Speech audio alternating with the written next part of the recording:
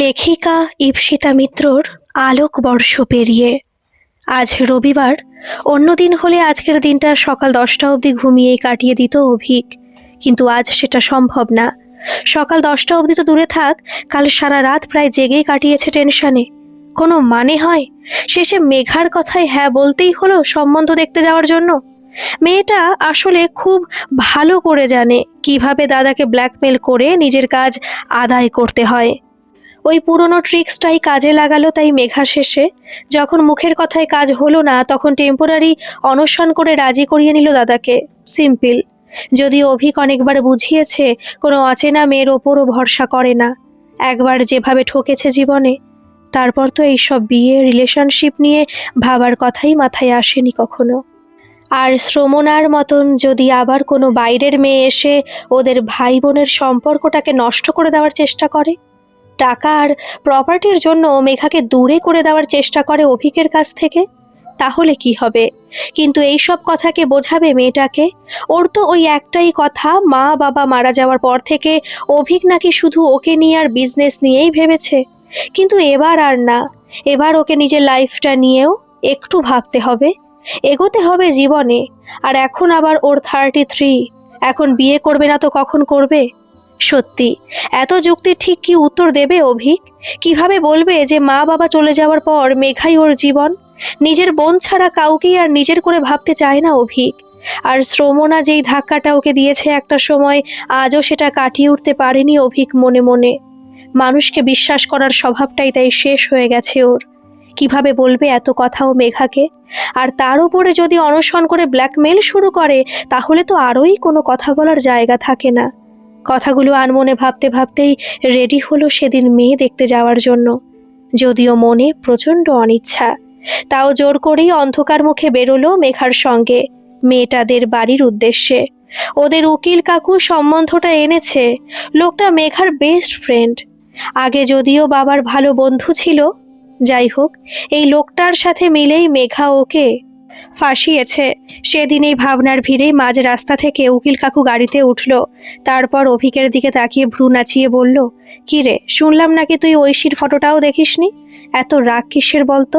তোর বোন তো একটা ঠিক ডিসিশনই নিয়েছে। এটাই তো বিয়ের বয়স তোর। কথাটার অভি কোনো উত্তর দেওয়ার আগে এবার মেঘা তাল মিলিয়ে বলল, ঠিক বলেছ উকিল কাকু, বোঝাও তো একটু দাদাকে। এই কথায় অভিক এই মুহূর্তে বেশ রেগেই বলল, উফ, হয়েছে তোর? যাচ্ছি তো সেই মেয়ে দেখতে, তাহলে এত কথা কিসের? এর উত্তরে উকিল কাকু এবার অল্প হেসে বলল, তো যাচ্ছিস যখন একটু খুশি মনেই যা। আর তোর জন্য কোনো খারাপ মেয়ের সম্বন্ধ আনিনি আমি। ঐশীদের ফ্যামিলি যদিও তোদের তুলনায় সাধারণ, ওর বাবা রিটায়ার্ড স্কুল টিচার, কিন্তু মানুষ হিসেবে ওদের কোনো তুলনা হয় না। আগে বৌদি যখন বেঁচে ছিল, সেই মানুষটাও ছিল অমায়িক। মেয়েটা ঠিক মা বসানো হয়েছে। কথাগুলো একসঙ্গে বলে গেল উকিল কাকু, কিন্তু অভিকের এইসব শুনেও মুখে কোনো হাসি এলো না। কেমন যেন ভাবলেশহীন হয়ে রইল। এরপর যখন কিছুটা সময় পেরিয়ে মল্লিক বাগান এসে পৌঁছলো, তখন ঘড়িতে দুপুর 12টা। অভিক এই মুহূর্তে আবিষ্কার করলো ওদের গাড়িটা একটা একতলা বাড়ির সামনে এসে দাঁড়িয়েছে উকিল কাকুর ইনস্ট্রাকশনে। যাই হোক, এরপর একজন বয়স্ক ভদ্রলোক দরজা খুলে ওদের যতটা সম্ভব আপ্যায়ন করে এনে ঘরে বসালো। অভিক এবার চারিদিকটা চোখ বুলিয়ে বুঝলো ছিমছাম সুন্দর গোছানো একটা বাড়ি। খুব দামি ফার্নিচার, শোপিস, ইন্টেরিয়ার এইসব নেই যদিও, কিন্তু সাধারণের মধ্যেও বেশি রুচি আছে সব কিছুর। সে বাটিক প্রিন্টের কুশন কভার হোক কি দেওয়ালে লাগানো হাতে আঁকা ছবি, সবই ঘরের হালকা রঙের সাথে মানিয়ে গেছে। আর সব থেকে ভালো লাগছে উল্টো দিকের সাজানো দেওয়াল আলমারিটা। কত বাংলা সাহিত্যিকের বই এখানে। শীর্ষেন্দু থেকে সুনীল, রবীন্দ্রনাথ থেকে শরৎচন্দ্র, বিভূতিভূষণ সবার জায়গা আছে এই দেওয়াল আলমারিতে। কথাগুলো এক মনে ভাবছিল অভিক। আসলে ইঞ্জিনিয়ারিং কমপ্লিট করে ইন্টেরিয়ার ডেকোরেশনের ওয়ার্কশপ করেছিল একটা। MBA পড়ার সাথে সাথে ছোট থেকে এই ঘর সাজানোর প্রতি আলাদা একটা ইন্টারেস্ট আছে ওর। সেই জন্যই কারোর বাড়ি গেলে এই সব খেয়াল করাটা ওর স্বভাব। যাই হোক, সেদিন অভিকের এই ভাবনার ভিড়েই ঐশী এসেছিল বসার ঘরে। প্রথম দর্শনে হালকা লাল রঙের একটা শাড়ি, কপালে ছোট্ট একটা টিপ, আর খোলা চুলে একবার হলেও থমকে দিয়েছিল অভিককে সেদিন মেয়েটা। তবে সেই মুহূর্তে ও জোর করে নিজের মনটাকে ঘুরিয়ে নিয়েছিল সঙ্গে সঙ্গে, আর ভেবেছিল অন্য কথা। কিভাবে এই মেয়েটাকে আজ না বলবে, সোজাসুজি বলে দেবে, নাকি কোনো মিথ্যে অজুহাত দেখিয়ে কাটিয়ে দেবে সম্বন্ধটা। কিন্তু এইসবের ভিড়ে ঐশী সবার মাঝে অভিককে দেখে হেসেছিল আলতোভাবে। আর না চাইতে অভিকের দৃষ্টিটা স্থির হয়ে গেছিল হঠাৎ একটা অন্যরকম ভালো লাগায়। যাই হোক, সেদিন এরপর বাড়ির সবাই মিলে ওদের আলাদা কথা বলার কথা বলেছিল। অভিক জানতো এরকমই কিছু একটা হবে এরপর। সব অ্যারেঞ্জ ম্যারেজই তো একটা কমন। আলাদা কথা, হবিস কি, জীবনের এইম কি, এই সব জিজ্ঞেস করেই তো বিয়ে ফাইনাল হয়। কিন্তু অভিক তো এখানে বিয়ে করতে আসেনি, ও এসেছে স্ট্রেট কাট না বলতে। তাই এই আলাদা কথা বলার সুযোগটা সেদিন কাজে লাগিয়ে সোজাসুজি বলে উঠেছিল ঐশীকে, সরি, আমি এই বিয়েটা করতে পারবো না। আসলে আমার বোন আর উকিল কাকুর জোরাজোরিতে আমি এখানে এসেছি। মেঘার কোনো কথাই আমি আসলে না বলতে পারি না, বাট আমি বিয়ের ব্যাপারেই ইন্টারেস্টেড নই। I am just very happy to be single. কিন্তু এত কথা আমার বোনকে বুঝিয়েও বোঝাতে পারিনি। যাই হোক, এটাই বলার ছিল। আর সরি, আজ আপনাদের টাইমটা ওয়েস্ট হলো এইভাবে, প্লিজ ডোন্ট মাইন্ড। কথাগুলো একসাথে বলে যেন হাঁপ ছেড়ে বাঁচলো অভিক। কিন্তু এই মুহূর্তে উল্টো দিকে দাঁড়িয়ে থাকা ঐশী অদ্ভুত রকম হাসি মুখ করে নিজের মনে একটা প্রণাম ঠুকে বলে উঠল, যাক বাবা, বাঁচা গেছে। এটা শুনে অভিক বেশ অবাক হয়ে এবার তাকালো ওর দিকে। কিন্তু ওর কিছু জিজ্ঞেস করার আগে ঐশী বলে উঠল আলতো হেসে, আসলে আমিও চাইনি এইসব। আপনাদের সঙ্গে এমনিও আমাদের স্ট্যাটাস কিছু মেলে না, তার উপরে আপনি এত বড় বিজনেসম্যান, আপনার সাথে তো আমার কখনোই মিলবে না। কিন্তু অনিমেষ কাকু, মানে আপনার উকিল কাকু, তো এত কথা বলা যায় না। বাবার অনেক দিনের পুরনো বন্ধু, তাই বাবাও মুখের ওপর না বলতে পারিনি। যাই হোক, ভালোই হলো, এখন তো আর কোনো সমস্যাই নেই। আমি পরে অনিমেষ কাকুকে এটা বলে দেব যে আমাদের কথা বলে ঠিক কিছু মেলেনি, কোনো পছন্দ অপছন্দ ম্যাচ করেনি, তাই এই বিয়েটা পসিবল না। যাই হোক, চলুন, আজ আমাদের বাড়ি থেকে দুপুরে খেয়ে যাবেন।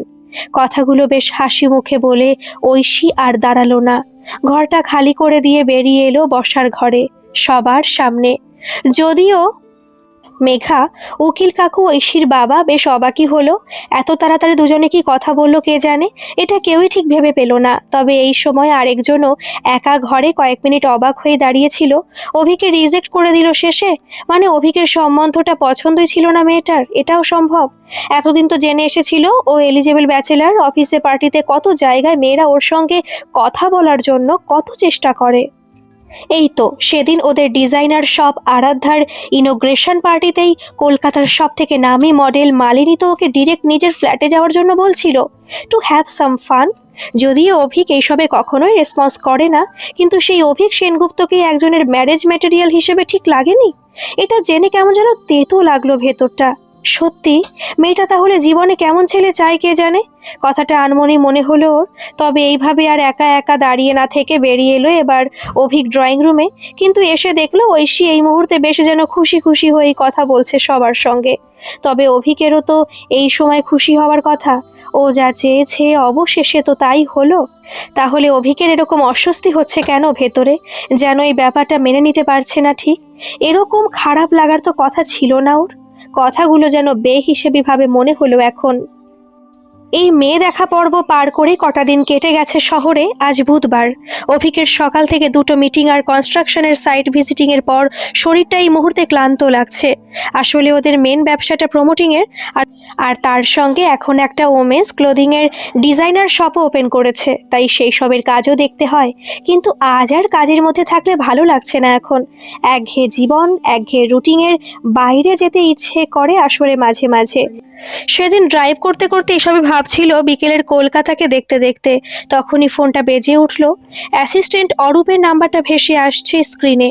অভিক এবার কিছু না ভেবেই ফোনটা ধরলো। আর ওপাশ থেকে অরূপ এক নিঃশ্বাসে বলে উঠল, স্যার, বাড়ি থেকে ফোন এসেছিল, মায়ের শরীরটা খারাপ, তাই এখনই বাড়ি গেলে ভালো হয়। কিন্তু মেঘা ম্যামের কিছু সিলেবাসের বই কেনার কথা বলেছিলেন আপনি, ওটা কাল কিনলে হবে? আজ কলেজ স্ট্রিটে গেলে দেরি হয়ে যাবে ফিরতে।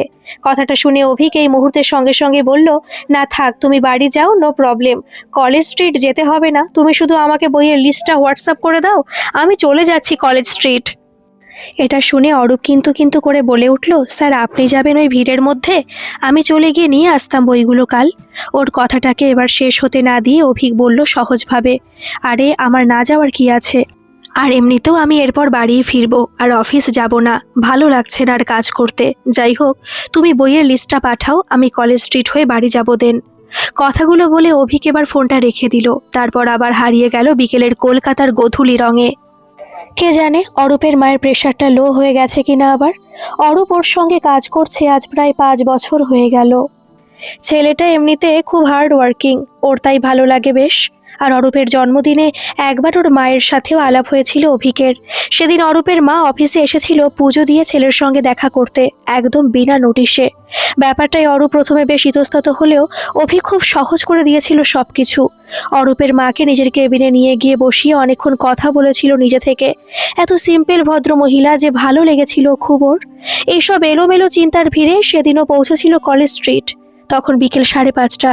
মেঘার অ্যাকাউন্টে সি অনার্সের কিছু বই কেনার আছে ওর আসলে। যাই হোক, সেদিন এরপর কিছু দোকান ঘুরে ঘুরে বুক লিস্ট মিলিয়ে বইগুলো কিনেছিল অভিক। তখনই একটা চেনা গলার আওয়াজ শুনতে পেল পাশের দোকান থেকে হঠাৎ। কি হলো দাদা, আগের সপ্তাহে দাম করে গেলাম এই 6-এর বইটার, তখন তো 10 টাকা কম বলছিলেন, আজ এই এক সপ্তাহে দামটা বেড়ে গেল কি করে? কথাগুলো বেশ জোর দেখিয়ে বলছিল ঐশী সেদিন। একটা গোলাপি রঙের চুড়িদার আর আধখোলা চুলে। এইবারও অভিকের দৃষ্টি থমকে গেল যেন মেয়েটাকে দেখে। ঐশী এখানে কি করছে? কথাটা ভাবতেই খেয়াল করলো ওর পাশে দুজন খুদে বাচ্চা দাঁড়িয়ে, একটা ছেলে একটা মেয়ে। তবে জামা কাপড় চেহারা দেখে যেন মনে হলো বাচ্চা দুটোর বাড়ির অবস্থা ভালো না। যাই হোক, এইসব ভাবনার ভিড়ে ঐশী আবার ওই বইয়ের দোকানের লোকটাকে বলে উঠল, তাহলে হিসেব করুন সব কটা। ক্লাস 6-এর প্রশ্ন বিচিত্রা, বাংলা ব্যাকরণ আর সাধারণ জ্ঞান বই, আর ক্লাস 7-এর এই বিজ্ঞান, ইতিহাস আর ভূগোল বইটার কত দাম হলো টোটাল? আর কিছু আঁকার বই থাকলে দেখি তো। কথাটা বলেই ও পাশের বাচ্চা দুটোকে বলে উঠল, কিরে, সিনারির বই নিবি নাকি কার্টুন আঁকবি? তখন দুটো বাচ্চাই সমস্বরে বলে উঠল, কার্টুন আঁকবো দিদি, কার্টুনের বই নাও। কথাটাই ঐশী এবার হেসে বইয়ের দোকানের লোকটাকে আলতো স্বরে বলল, শুনলেন তো, কার্টুনের বই দেখান তাহলে। এই সময় এই পুরো দৃশ্যটা অভিক পাশের দোকান থেকে চুপচাপ দেখছিল। ঐশী যদিও সেদিন এরপরও জিজ্ঞেস করেছিল একটু আনমনে, কারা ওরা? এই কথায় ঐশী অল্প হেসে বলেছিল, আমার ভাই বোন, মানে ঝর্ণা মাসির ছেলে মেয়ে। আমাদের বাড়িতে ঝর্ণা মাসি বহুদিন কাজ করে, এখন একদম বাড়ির লোকই বলা যায়। সেদিন দেখেছিলেন নিশ্চয়ই, খাবার সার্ভ করছিলেন যিনি। যাই হোক, আপনি বললেন না তো আপনি এখানে কি করছেন? এই কথাগুলো শুনে অভি কয়েক সেকেন্ড একটু থমকে গেছিল যেন। এত সহজভাবে বাড়ির কাজের লোকের ছেলে মেয়েদের নিজের ভাই বোন বলে দিল মেয়েটা। ভেবে বেশ অন্যরকম লাগছিল ঐশীকে যেন কেমন। যাই হোক, এরপরও নিজেও বলে উঠল আলতো হেসে, আমি মেঘার, মানে আমার বোনের কিছু বই কিনতে এসেছিলাম এখানে অ্যাকাউন্টেন্সির। তবে সেই মুহূর্তে ওর কথা বলার মাঝে বইয়ের দোকানের লোকটা কিছু কার্টুনের বই এনে সামনে ফেলে দিয়েছিল ওদের।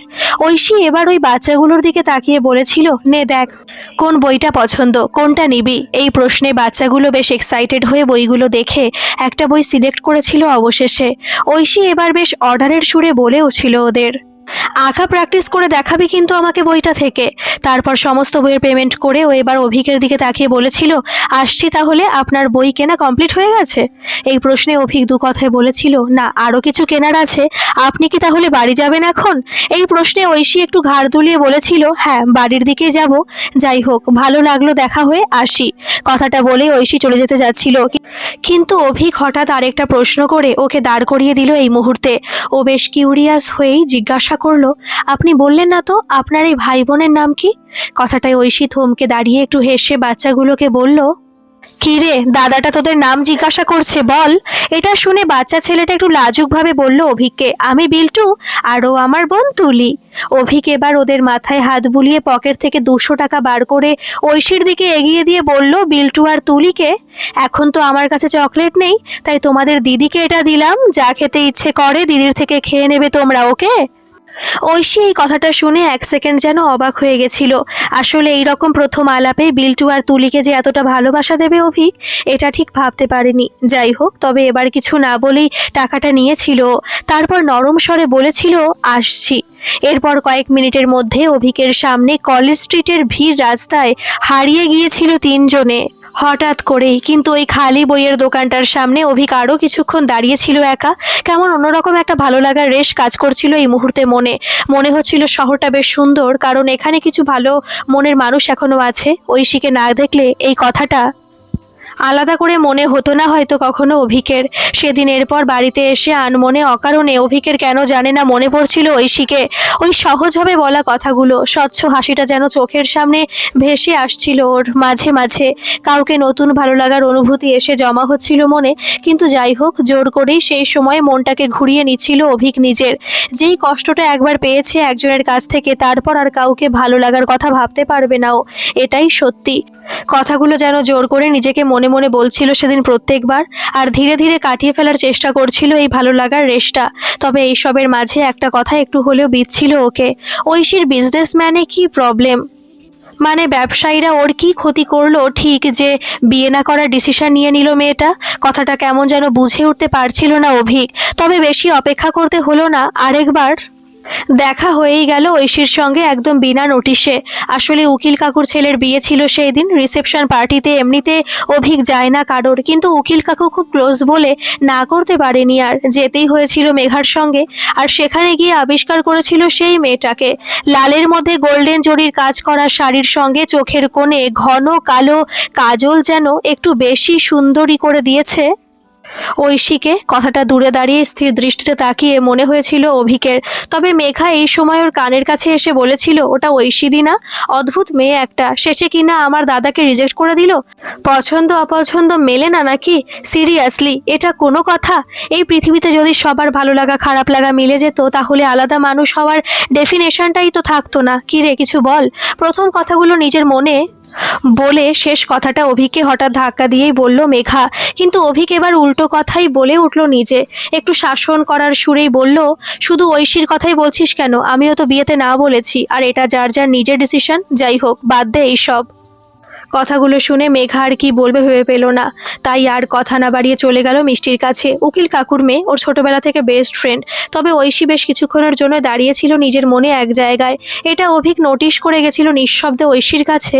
তারপর একটু আস্তে গলায় বলে উঠেছিল পাশে দাঁড়িয়ে, হাই, এখানে একা দাঁড়িয়ে কেন? এটা শুনে ঐশী অল্প চমকে তাকিয়েছিল ওর দিকে।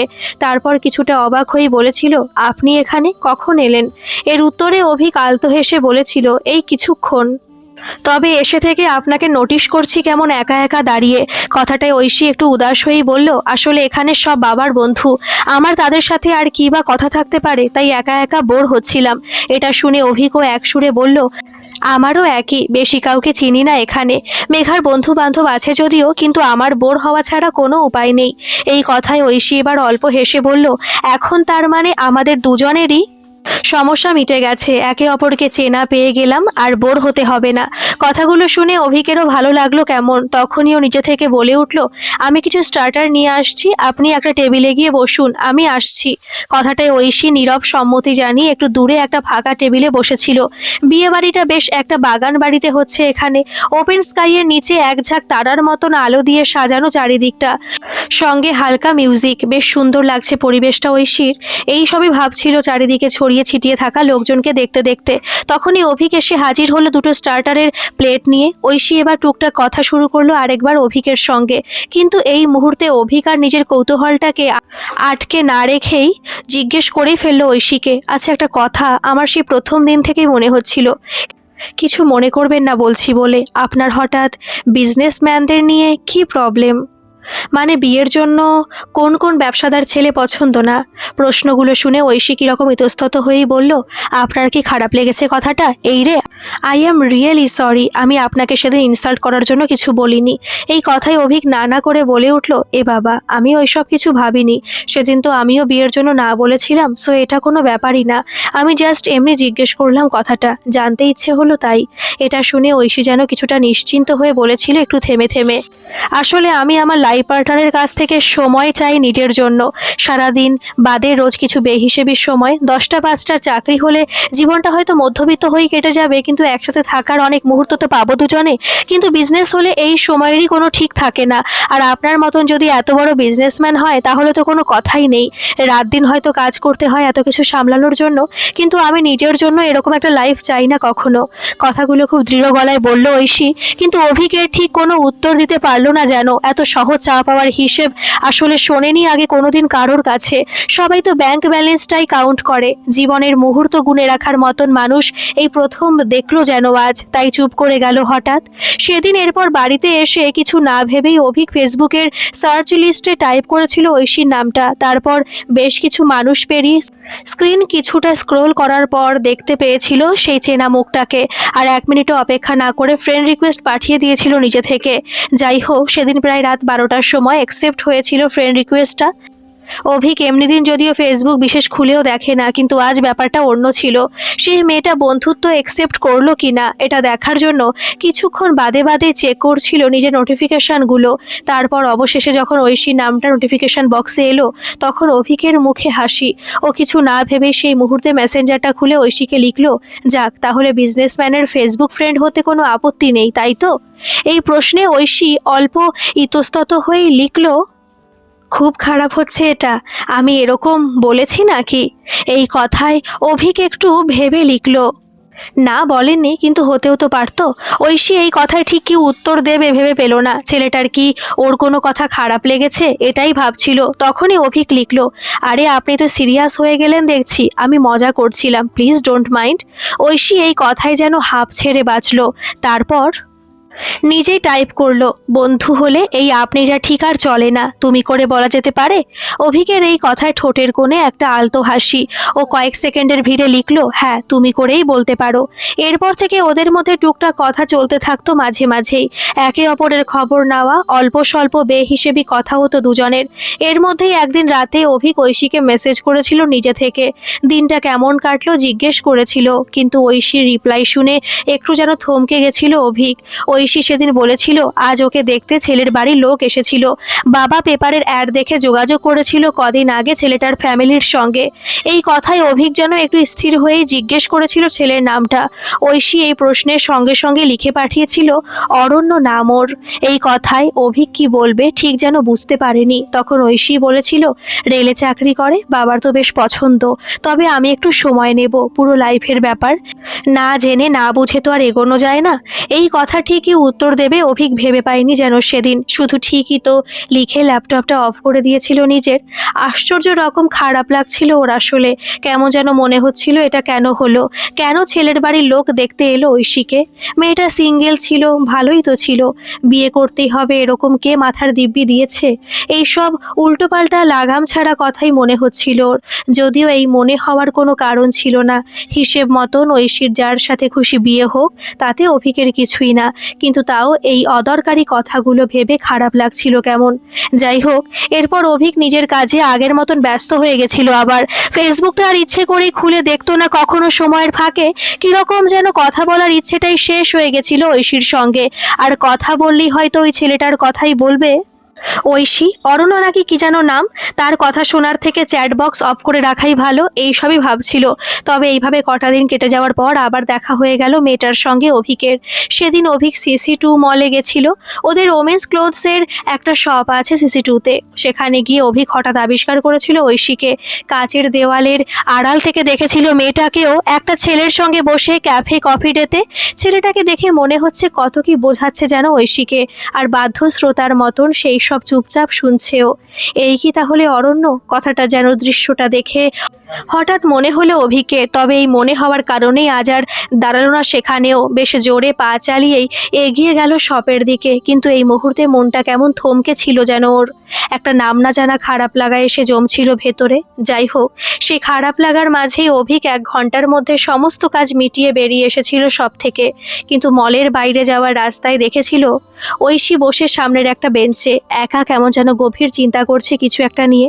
মুখটা বেশ অন্ধকার। অভিক এইসব দেখে আর নিজেকে আটকাতে পারলো না এখন। ধীরে ধীরে গিয়ে হাজির হলো ঐশীর পাশে। তারপর আস্তে গলায় বলল, হাই। কিন্তু ঐশী এই মুহূর্তে ওর কথা যেন শুনতে পেল না।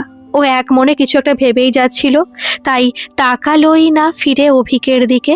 অভিক এইসব দেখে আর পাশে দাঁড়িয়ে না থেকে চুপচাপ গিয়ে বসে পড়ল বেঞ্চটায় ঐশীর কাছে। তারপর আস্তে গলায় বলল, হাই। এবার যেন ঐশীর ঘোরটা কাটলো হঠাৎ। ও এক পলকে অভিকের দিকে তাকিয়ে বলল, তুমি? অভিক এটা শুনে কিছুটা সহজ গলায় বলল, আমার একটা ক্লোদিং স্টোর আছে এই মলে, তারই কাজে এসেছিলাম। কিন্তু তুমি একা বসে কি করছো? ওই ছেলেটা কোথায় গেল? এটা শুনে ঐশী অবাক হয়ে বলল, তুমি কি করে জানলে আমি কার সাথে এসেছি? অভিক এই প্রশ্নে অল্প হেসে বলল, কারণ আমি স্টোরে যাওয়ার সময় তোমাকে দেখেছিলাম ক্যাফে কফি ডেতে। ছেলেটা কে? ওই অরণ্য? এই প্রশ্নে ঐশীর মুখটা কালো হয়ে গেল যেন। ও আর কোনো কথা না বাড়িয়ে শুধু বলল, অরণ্য। এই কথায় অভি কিছু বুঝতে না পেরে জিজ্ঞেস করে উঠল, তো সে কোথায়? দেখছি না তো। আর তুমি এখানে এরকম চুপচাপ বসে আছো কেন? এটা শুনে ঐশী যেন নিজের সমস্ত রাগ থেকে বলল, কিছু ভালো লাগছে না আমার, তাই বসে আছি। এই সব জানলে এই সম্বন্ধের ব্যাপারটা এগোতামই না। কথাগুলো এক নিঃশ্বাসে বলে গেল ঐশী। অভিক এই মুহূর্তে বুঝলো সিরিয়াস কিছু একটা হয়েছে, তাই একটু সময় নিয়ে জিজ্ঞেস করলো আস্তে গলায়, কি হয়েছে? ছেলেটা তো তোমার ক্রাইটেরিয়াতে ফিট ছিল, সরকারি চাকরি, তাহলে প্রবলেমটা কি হলো আবার? ঐশী এই কথাই বলল কেমন থতমত মুখে। ছেলেটার একটা গার্লফ্রেন্ড আছে। এইসব কিছুই জানতাম না প্রথমে, সব লুকিয়ে গেছিল। এটা শুনে অভিক যেন আকাশ থেকে পড়ার মতন এক্সপ্রেশন দিয়ে বলল, কি? এইভাবে লুকিয়ে বিয়ে করছিল? এতটা ডেসপারেট? আর তুমি জানলে কি করে তাহলে? ঐশী এই প্রশ্নে কেমন উত্তেজিত হয়ে বলল, তার গার্লফ্রেন্ড নিজে এসে বলে গেছে। ভাবতে পারছো? মেয়েটার সন্দেহ ছিল ছেলেটার ওপর। তারপর কোনো বন্ধুর থেকে জানতে পেরেছে এই বিয়ের কথা। আর আজ যে আমরা ক্যাফে কফি ডেতে দেখা করতে এসেছি এটাও শুনেছে। তারপরই এখানে এসে হাতে না হাতে ধরেছে ওই অরণ্যকে। সবার সামনে কি ঝামেলাটাই না করলো মেয়েটা। এইসব দেখে ফ্রড চিটিংবাজ কিছু বলতে আর বাকি রাখেনি অরণ্যকে। এমনকি একটা ঠাসিয়ে চড়ও মেরে দিল সবার সামনে। অরণ্য তো লজ্জায় মেয়েটারই পেছন পেছন চলে গেল সরি বলতে। ওর বাড়ি নাকি একটু সেকেলে, লাভ ম্যারেজ পছন্দ করে না বলে ভয়ে এতদিন নিজে প্রেম করে এটা বলতে পারেনি। মানে কোনো মানে হয় এইসবের? আর এই পুরো এপিসোডে আমি কিরকম সঙ্গের মতন দাঁড়িয়েছিলাম। সারা ক্যাফের লোক আমার দিকে তাকিয়েছিল হা করে, যেন নাটক চলছিল একটা। এত এমবারেসড আমি লাইফে হইনি কখনো। কথাগুলো এক নিঃশ্বাসে বলে থামলো এবার ঐশী। অভিকও এইসব শুনে কি বলবে বুঝতে পারলো না ঠিক, তাই ও নিজেও কিছুক্ষণ চুপই রইল। তারপর কিছুটা গুছিয়ে নিয়ে বলল, একদিকে যা হয়েছে ভালোই হয়েছে, অ্যাটলিস্ট ছেলেটার সত্যিটা তো জানতে পারলে। এই কথায় ঐশী নিজের মনেই বলে উঠল, সেই। অভিক এবার একটা অন্য কথা বলে উঠল হঠাৎ, একদম টপিকের বাইরে বেরিয়ে বলল ছেলেটা, আইসক্রিম খাবে? ঐশী এটা শুনে একটু অবাক হয়ে ওর দিকে তাকালো। এই সিচুয়েশনে আইসক্রিমের কথা কিভাবে কারোর মাথায় আসতে পারে? তবে ওর কিছু জিজ্ঞেস করার আগে অভিকী আবার বলে উঠল, মুড অফ থাকলে ice cream is a good option, মুডকে অন করার জন্য, বুঝলে? এবার আর এত ভেবো না, চলো আমার সঙ্গে। এখানে ভালো একটা আইসক্রিম পার্লার আছে, অপেক্ষা করছে সেটা আমাদের জন্য। কথাটা বলেই অভিক ঐশীর হাতটা ধরে টানলো এবার যাওয়ার জন্য। কিন্তু ঐশী ওকে অন্য একটা প্রশ্ন করে উঠল এই মুহূর্তে, আর তোমার কাজ? এই কথায় অভিক খুব সহজ গলায় বলল, পরে হবে। সেদিনের পর থেকে অভিক আর ঐশীর কথার পরিমাণ ধীরে ধীরে বাড়ছিল যেন। হঠাৎ করে একটা ভালো বন্ধুত্ব শুরু হয়েছিল দুজনের মধ্যে। সেই জন্যই ঐশী সেই শুক্রবার একটা ফোন করেছিল অভিককে। ঐশীর নাম্বারটা যদিও বেশ কিছুদিন আগেই নিয়েছিল অভিক ফেসবুকে, কিন্তু এই চেনা নামটা যখনই স্ক্রিনে ভেসে উঠল অন্যরকম একটা ভালো লাগা এসে যেন জমা হলো অভিকের মনে। অভিক এই মুহূর্তে প্রায় সঙ্গে সঙ্গে ফোনটা ধরলো, অফিসে জরুরি মিটিং বাদ দিয়ে, আর বলে উঠল, হ্যালো, কি ব্যাপার? ঐশী এর উত্তরে একটা প্রশ্ন করে উঠল নিজে, বিজি? ডিস্টার্ব করলাম না তো? এর উত্তরে অভিক খুব সহজভাবে বলল, একদমই না, ডিস্টার্ব কেন হব? ঐশী এই কথায় অল্প সময় নিয়ে বলল, না, কাজের টাইমে ফোন করলাম তাই। যাই হোক, সেদিন তুমি আমাকে আইসক্রিম ট্রিট দিয়েছিলে, কিন্তু আমি কিছু খাওয়াতে পারিনি, তো সেই ট্রিটটা এবার আমি দিতে চাই। এই রবিবার আমার বার্থডে, বাবা খুব ছোট করে এটা সেলিব্রেট করে। আমার কিছু বন্ধু বান্ধব আসে, আর এই রবিবার তোমাকেও আসতে হবে। মেঘাকে সঙ্গে নিয়ে আমাদের বাড়িতে ডিনার করবে ওই দিন, ঠিক আছে? এই কথায় অভি কিছুটা অবাক হয়েই বলল, তোমার বার্থডে? এটা তো জানা ছিল না। এনিওয়েজ, নিশ্চয়ই যাব এই রবিবার, দেখা হচ্ছে। কথাগুলো শেষ করে ফোনটা রেখে দিয়েছিল অভিক। তবে সেই রাতে গিয়েই মেঘাকে বলেছিল এই ইনভিটেশনের কথাটা ডিনার টেবিলে। মেঘা তো সব শুনে বিষম খেয়েছিল যেন। ও গোল গোল চোখ করে বলে উঠেছিল, তোর ওই মেয়েটার সাথে যোগাযোগ আছে? তোরা বন্ধু? এসব কবে হলো? এই কথায় অভি একটু জোর দেখিয়েই বলল, না হওয়ার কি আছে, হয়ে গেছি বন্ধু হঠাৎ করে। যাই হোক, ওই সব ছাড়। এই রবিবার রেডি থাকিস, যাব সন্ধেবেলা ঐশীদের বাড়িতে। আর তার আগে একটু শপিংয়ে যেতে হবে। তুই একটু হেল্প করিস তো। মেয়েদের গিফটের ব্যাপার আমি অত ভালো বুঝবো না। মেঘা কথাগুলো শুনে যেন বাক শূন্য হয়ে গেল। নিজের দাদার এত পরিবর্তন ঠিক যেন বিশ্বাস হচ্ছে না ওর। কোনো মেয়েকে নিয়ে এত চিন্তা, এত ইন্টারেস্টের আগে কখনো দেখায়নি অভিক। কথাগুলো ভাবতে ভাবতে মনে হলো, তাহলে কি কোনো নতুন গল্পের শুরু হয়েছে দাদার ঐশীর মধ্যে? কিছু ভালো লাগা জন্মেছে দাদার মনে ওই মেয়েটার জন্য, নাকি শুধুই বন্ধুত্ব? মনের এই প্রশ্নটাকে সঙ্গে নিয়ে মেঘা এসেছিল অভিকের সাথে ঐশীর জন্মদিনে। তবে সেদিন ও খেয়াল করেছিল অভিকের স্থির দৃষ্টিটা। নীল রঙের শাড়ি পরা ঐশীকে দেখে যেন চোখ সরাতে পারছিল না ওর দাদা কোনোভাবেই। মেঘা লক্ষ্য করছিল ঐশীর আলতো হাসি, টুকরো কথা কত মন দিয়ে শুনছিল অভিক, যেন হারিয়ে যাচ্ছিল সেই সময়টার মধ্যে। যাই হোক, সেই মুহূর্তে এইসব মেঘার নজরে এলেও চুপ ছিল। শুধু ডিনার শেষে বাড়ি ফেরার সময় গাড়িতেও বলে উঠেছিল নিজের মনে, ঐশীদি বেশ ভালোই, বলো দাদা, কি মিষ্টি স্বভাব, সবাইকে কেমন নিজের করে নেয়। এই কথায় অভিক সাথে সাথেই বলে উঠল, হ্যাঁ তুই জানিস, ওই বাচ্চা দুটো যারা সব সময় ঐশীর সঙ্গে সঙ্গে ঘুরছিল, তারা ওদের বাড়ির রান্নার মাসির ছেলে মেয়ে। কিন্তু ঐশীর ব্যবহারে সেটা কখনোই বোঝা যায় না। এত সহজ সরল একটা মেয়ে। কথাগুলো কেমন এক নিঃশ্বাসে বলে গেল অভিক। মেঘা এইসব দেখে মনে মনে অন্য কথা ভাবছিল। দাদা যে একেবারে প্রশংসায় পঞ্চমুখ, এর মানে কিছু একটা তো চলছেই অভিকের মনে। যাই হোক, সেদিন এটা মনে হতেই মেঘা একটু অন্য কথা বলে উঠল হঠাৎ। ও কিছুটা সাজিয়েই বলল, ঠিক বলেছিস একদম। আজকালকার দিনে ঐশীদির মতন মানুষ খুঁজে পাওয়া কঠিন। কিন্তু জানিস, ঐশীদির বাবা মেয়ের বিয়ে নিয়ে বেশ চিন্তায় আছে। উকিল কাকুর মুখেই শুনছিলাম আজ। তো আমি ভাবছি আমার গানের টিচার সঙ্গীতা ম্যামের ছেলে আর্যদার সঙ্গে যোগাযোগ করিয়ে দেব। আর্যদা সরকারি চাকরি করে, আর ওরও বিয়ের জন্য মেয়ে খুঁজছে বেশ কিছুদিন হলো। বেশ ভালো ফ্যামিলি, আর ছেলেটাও খুব ভদ্র। ঐশীদির সাথে তো ভালোই মানাবে, কি বলিস? ভালো আইডিয়া না? কথাগুলো বেশ হাসি মুখেই বলল মেঘা।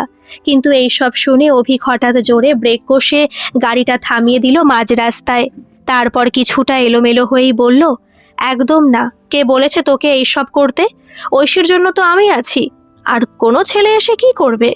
কথাগুলো কেমন ঘোরের মধ্যেই বলল অভিক। কিন্তু তারপরই ওর সম্বিত ফিরল হঠাৎ। ও নিজেকে সামলে আবার গাড়ি স্টার্ট করলো। কিন্তু মেঘা ওর শেষ কথাটাকে ধরেই বলল, কি কি বললি তুই? ঐশীদের জন্য তুই আছিস? এই প্রশ্নটাই অভিক এবার একটু গলা ঝাঁকিয়ে কিছুটা ঝাঁঝালো গলায় বলল, কিছু বলিনি আমি। আর তোর এইসব পরোপকার করে কোনো কাজ নেই, ঠিক আছে? কারোর সাথে কারোর যোগাযোগ করাতে হবে না তোকে। নিজের পড়াশোনাটা মন দিয়ে কর, তাহলেই হবে। কথাটা কেমন অর্ডারের সুরে অভিক বলে এই মুহূর্তে ড্রাইভিংয়ে মন দিয়েছিল নিজে। তবে না, মেঘা আর কথা বাড়ায়নি এই মুহূর্তে কিছু। কিন্তু একটা আলতো হাসি লেগেছিল ওর মুখে কিরকম বিনা কারণে। আসলে মেঘার উত্তরটা পাওয়া হয়ে গেছে অভিকের কাছ থেকে। ঐশী যে ওর মনে জায়গা করে নিয়েছে, মেঘাটা কনফার্মড ওর রিয়াকশনটাই দেখেই। এরপর 2 সপ্তাহ কেটে গেছে শহর কলকাতায়। সেদিন ঐশী অফিস ছুটি নিয়েছিল হসপিটাল যাওয়ার জন্য। আসলে ওর বাবার একটা রুটিন চেক আপ হয় প্রত্যেক 2 মাসে। সুগারের পেশেন্ট তো, তাই ঐশী সবসময় খেয়াল রাখে এই ব্যাপারগুলো। যাই হোক, সেদিন ঠিক 12টার মধ্যে ঐশী পৌঁছে গেছিল হসপিটালে। ডক্টর পার্থর চেম্বার থেকে রিপোর্টগুলো দেখিয়ে আনতে আনতে 1:30টা বেজে গেছিল এরপর। কিন্তু হসপিটালের 2nd ফ্লোরের করিডোর দিয়ে জোরে পা চালিয়ে এগিয়ে যাওয়ার সময় হঠাৎই থমকে গেছিল ঐশী একজনকে দূরে দাঁড়িয়ে থাকতে দেখে। অভিক এখানে হসপিটালে কি করছে? কথাটা ভেবেই ও এগিয়ে গিয়েছিল তাড়াতাড়ি অভিকের দিকে। এই মুহূর্তে অভিকও খেয়াল করেছিল ঐশীকে, কিন্তু ওর কিছু বলার আগেই ঐশী ওর কাছে এসে বলে উঠেছিল, কি হলো? শরীর ঠিক আছে তো? এখানে হসপিটালে কেন এসেছো? এই কথায়ও সেই মুহূর্তে কোনো উত্তর দেওয়ার আগেই পাশ থেকে হঠাৎ একটা ছেলে এসে ঐশীর সামনে অভিকে বলে উঠেছিল, স্যার আপনি চলে এসেছেন? আমি আসলে একটু ফার্মেসিতে ছিলাম লাইনে, মায়ের জন্য কটা ওষুধ কেনার ছিল। সত্যি আপনি যে এইভাবে মাকে রক্ত দেওয়ার জন্য রাজি হয়ে আমার কি বড় উপকার করলেন, আমি কিভাবে আপনাকে। কথাগুলো কেউ শেষ হতে না দিয়েই অভিক এবার বলে উঠল নিজে থেকে, আর কিছু বলতে হবে না অরূপ, আমি এমন কিছুই করছি না। ব্লাড গ্রুপ 1 বলেই আমি রক্তটা দিতে পারছি। যাই হোক, আমি সমস্ত টেস্টগুলো করিয়ে নিয়েছি, আর কিছুক্ষণের মধ্যেই ওরা ব্লাড নিতে ডাকবে। কথাটা বলে অভিক এবার থামলো একটু, কিন্তু ঐশী এই মুহূর্তে কেমন নিজের মনেই অভিকে বলে উঠল নিষ্পলক দৃষ্টিতে তাকিয়ে, তুমি ব্লাড দেওয়ার জন্য এসেছো এখানে? এই প্রশ্নে অভিকের কিছু বলার আগেই অরূপ বলে উঠল, আপনি? এই প্রশ্নে অভিক সঙ্গে সঙ্গে উত্তর দিল, ও ঐশী, আমার বন্ধু। এই কথায় অরূপ নিজে থেকেই বলল ঐশীর দিকে তাকিয়ে, ও আমি অরূপ, স্যারের পিএ। স্যার আমার মাকে ব্লাড ডোনেট করতে এসেছেন এখানে। আসলে আজ সকালে মায়ের একটা অ্যাক্সিডেন্ট হয়েছে, সিঁড়ি থেকে পড়ে গিয়ে অনেক ব্লাড লস হয়েছে, আর এখানকার ব্লাড ব্যাংকে B positive blood group available নেই এখন। এই সময় স্যার এগিয়ে না আসলে আমি যে কি করতাম। মায়ের ইমিডিয়েট ব্লাড দরকার ছিল, এত তাড়াতাড়ি রক্ত জোগাড় করা খুব চাপের হয়ে যেত। কথাগুলো অরূপের শেষ হতেই একজন নার্স এসে হাজির হয়েছিল সামনে, অভিককে নিয়ে যাওয়ার জন্য ওয়ার্ডে। এই মুহূর্তে অভিক অরূপের হাতটা ধরে বলেছিল শান্ত গলায়, আর চিন্তা করো না, তোমার মা ঠিক হয়ে যাবে। কথাটা বলেই ঐশীর দিকে তাকিয়ে আলতো হেসে বলেছিল অভিক, আসছি। তারপর আর কথা না বাড়িয়ে নার্সের সঙ্গে চলে গেছিল ওয়ার্ডে। কিন্তু ঐশী যেন চুপ হয়ে গেছিল কেমন। নিজের পিএকে এইভাবে হেল্প করছে ছেলেটা, একদম বড় দাদার মতন। এই দৃশ্য আগে কখনো দেখেনি আসলে, তাই নতুনভাবে চিনছিল আজ অভিককে। এই মুহূর্তে অরূপ যেন নিজের মনেই বলে উঠেছিল, সত্যি স্যারের মতন মানুষ হয় না। আজ সকালে অফিসে যেতে পারবো না বলে ফোন করেছিলাম, তখনই সব কথা শুনে নিজে ব্লাড দেবে বলে চলে এলো হসপিটালে। উনি সত্যি ওনার স্টাফদের নিজের ফ্যামিলির মতন খেয়াল রাখেন। কথাগুলো কেমন নিষ্পলকভাবে চেয়ে বলছিল অরূপ, আর ঐশীর মনে হঠাৎ নতুন করে একজনের জন্য জায়গা তৈরি হচ্ছিল এই প্রথম। এমন একজন যে তথাকথিত হিসেব নিকেশ করে দিনরাত, কিন্তু আসলে ভীষণ বেহিসেবি অন্য মনের মানুষ। সেদিন এরপর বেশ কিছুক্ষণ সময় বাদে অভিক যখন রক্ত দিয়ে বেরিয়ে এসেছিল বাইরে, ও বেশ অবাকই হয়েছিল করিডোরে ঐশীকে দাঁড়িয়ে থাকতে দেখে। এই মেয়েটা এখনো এখানে অপেক্ষা করছিল নাকি ওর জন্য? কথাটা ভেবেই ও এগিয়ে এসেছিল ঐশীর কাছে, তারপর নিজেই কিছু জিজ্ঞাসা করবে ভেবেছিল, কিন্তু তার আগে ঐশী উল্টে বলেছিল, শরীর কেমন লাগছে? 2 বোতল রক্ত দিয়েছ শুনলাম, উইক লাগছে না তো? এই প্রশ্নে অভিক কয়েক সেকেন্ড চুপ করে গেছিল যেন। এত চিন্তা ওই মেয়েটার ওর জন্য? কথাটা মনে আসতেই ও বলল একটু আস্তে গলায়, আমি ঠিক আছি, কোনো প্রবলেম নেই। কিন্তু তুমি যাওনি কেন এখনো? আর সরি, তখন জিজ্ঞেস করার সময় পাইনি। এখানে এসেছিলে কেন আজ? তোমার শরীর ঠিক আছে তো? এই প্রশ্নগুলো শুনে ঐশী সহজভাবে বলল, আমার বাবার একটা রেগুলার চেক আপ ছিল কদিন আগে, তারই রিপোর্ট নিতে এসেছিলাম। কিন্তু তোমার এখন একটু কিছু খাওয়ার দরকার, এতটা রক্ত দিয়ে এলে উইক লাগবে এরপর। এখানে সামনেই একটা ক্যাফে আছে, ওখানে চলো, কিছু খেয়ে নেবে। এই কথায় অভি কিছু বলার আগেই খেয়াল করলো অরূপ আশেপাশে নেই কোথাও, তাই ঐশীকে জিজ্ঞেস করলো আবার, অরূপকে দেখছি না তো, ও কোথায় জানো? এই প্রশ্নে ঐশী বলে উঠল সঙ্গে সঙ্গে, ও আবার ফার্মেসিতে গেছে একটা ইঞ্জেকশনের জন্য, আসতে দেরি হবে। এই কথাই অভিকে একটু ভেবেই বলল, ঠিক আছে তাহলে পরে ওকে ফোন করে নেব, এখন যাওয়া যাক। তুমি সত্যি অনেকক্ষণ ধরে দাঁড়িয়ে আছো শুধু শুধু। এর উত্তরে ঐশী অল্প সময় নিয়ে বলল, অনেকেই তো শুধু শুধু অকারণে অনেক কাজ করে, আমিও নয় আজ করলাম। যাই হোক, ক্যাফেতে চলো, কিছু খাবে। কথাটা বলেও আর অপেক্ষা করলো না, নিজে থেকে অভিকের হাতটা ধরে এগিয়ে যেতে শুরু করলো করিডোরে। কিন্তু অভিক সেই মুহূর্তে মনে মনে থমকে গেল কেমন ঐশীর এই প্রথম স্পর্শটা পেয়ে। ওর নরম হাতের ছোঁয়াটা আসলে পুরো আলাদা। নিজেকে যেন হঠাৎ করে খুব কাছের মানুষ মনে হলো এই মেয়েটার, আর একটা ভালো লাগার রেশ ছড়িয়ে গেল মনে অভিকের। সেদিনের পর কথার পরিমাণ বেড়েছিল দুজনের। ঐশী আজকাল নিজে থেকেই মেসেজ করে ফেসবুকে অভিককে মাঝে মাঝে, নিজের রোজকার দিনের কথা, অফিসের কথা থেকে ছোট ছোট ভালো লাগা খারাপ লাগা শেয়ার করে অভিকের সাথে। যেমন সেদিনই বলছিল একটা মনের কথা, যে ঐশীর ভরসা উঠে গেছে অ্যারেঞ্জ ম্যারেজ থেকে। এত অদ্ভুত অদ্ভুত ছেলের সম্বন্ধ এসেছে ওর আজ অব্দি, কেউ মহাকিপ্টে তো কেউ আল্ট্রা মডার্ন, আবার কারোর তো জলজ্যান্ত গার্লফ্রেন্ড এসে ঝগড়া করে গেছে দেখা করার দিন। এত রকম এক্সপিরিয়েন্সের হওয়ার পর সব আশা আকাঙ্ক্ষাই শেষ হয়ে গেছে ঐশীর অ্যারেঞ্জ ম্যারেজ থেকে।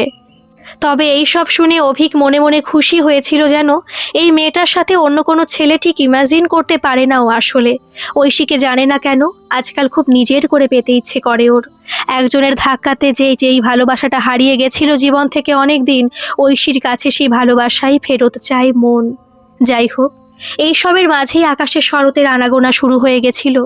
শহরে মা আসার সময় এগিয়ে আসছিল ধীরে ধীরে। রাস্তার চারিদিকে সাজো সাজো ভাবটাও চোখে পড়ছিল সবার আনমনেই। এর মাঝেই ঐশী একদিন অভিককে জিজ্ঞেস করেছিল মেসেঞ্জারে একটা টুকরো কথা, তুমি ঠাকুর দেখতে যাবে আমার সঙ্গে? ঐশীর এই কথায় অভিকের মুখে একটা হাসি চলে এসেছিল বিনা কারণেই। ও কিছুটা নিজের মনেই বলেছিল, হ্যাঁ বেরোতে পারি, কিন্তু একটা শর্তে। এই কথাই ঐশী ঠিক বুঝতে পারেনি কিছু, তাই প্রশ্ন করে উঠেছিল সঙ্গে সঙ্গে, কিসের শর্ত? এর উত্তরে অভিক এক কথায় লিখেছিল, আমাকে চিকেন রোল, মোমো আর আইসক্রিম খাওয়াতে হবে, তাহলেই বেরোবে। এই কথায় ঐশী হেসে ফেলেছিল হঠাৎ, তারপর কিছুটা অবাক হয়ে বলেছিল, এত বড় বিজনেসম্যান হয়ে স্ট্রিট ফুড খাও? এটা তো জানা ছিল না। এর উত্তরে অভিক আলতো হেসে বলেছিল, না খাওয়ার কি আছে, আমি কি অন্য গ্রহের প্রাণী যে এইসব খেতে পারবো না? এই কথায় ঐশী সেদিন ঠিক বলতে পারিনি কিছু, শুধু স্মাইলি পাঠিয়েছিল কটা। এই ছেলেটা সত্যি আকাশ ছুলেও মাটির কাছেই থাকে সারাক্ষণ। এই রকম মানুষ পাওয়া খুব মুশকিল। এই সাধারণত্ব, এই ভিড়ের মধ্যে মিশে থাকা স্বভাবটাই ঐশীকে যেন টানে অভিকের কাছে আজকাল। আনমনে ভালো লাগার কিছু অনুভূতি তৈরি করে রোজ। হয়তো ঐশী নিজের অজান্তেই জড়িয়ে যাচ্ছে এই ফিলিংসগুলোর সঙ্গে, অভিকের সঙ্গে। মাঝে মাঝে মনে হয় খুব গভীরভাবে কথাগুলো ঐশীর, আর নিজের কাছে নিজেই যেন কেমন উত্তরহীন হয়ে বসে থাকে সেই মুহূর্তে নির্বাকভাবে। এখনকার মতো এই পর্যন্ত থাক। এর দ্বিতীয় পর্ব কাল দুপুর 2:30-তে আমি আপলোড করব। আপনাদের গল্পটা কেমন লাগছে অবশ্যই কিন্তু কমেন্টে জানাবেন, আর ভালো লাগলে একটা সাবস্ক্রাইব করে আমার পাশে থাকবেন। ধন্যবাদ।